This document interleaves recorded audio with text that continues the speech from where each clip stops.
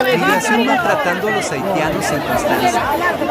Pero ellos están pagando impuestos porque ustedes se lo llevan. Ellos están pagando impuestos, abusadores. Respeten a los dominicanos. Si ustedes vienen y le dan un golpe.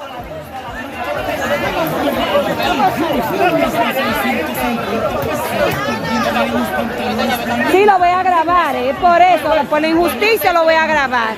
Se lo voy a mandar a Adrián. Entonces, ¿para qué aquí le cobran impuestos a los haitianos? Claro que sí, abusadores. No respetan ni a los dominicanos. Ni a los dominicanos están respetando aquí.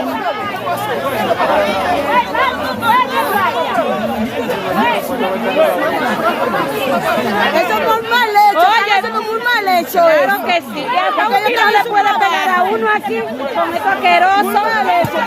No, ¿y para qué le cobran los impuestos? Que ellos vengan aquí a la puya. ¿Para qué le cobran los impuestos entonces? Claro.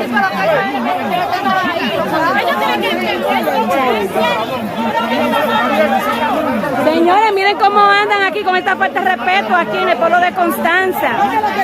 Con esta falta de respeto. Poniendo en riesgo aquí a las personas que venimos aquí a la pulga. ¿Para qué les cobran los impuestos?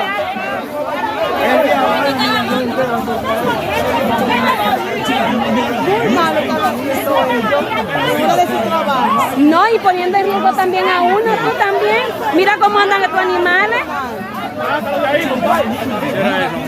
Mi amor, yo estoy en mi derecho, y ustedes no están poniendo en riesgo a nosotros, ustedes no están poniendo en riesgo a nosotros. A mí un guardia casi me tumba.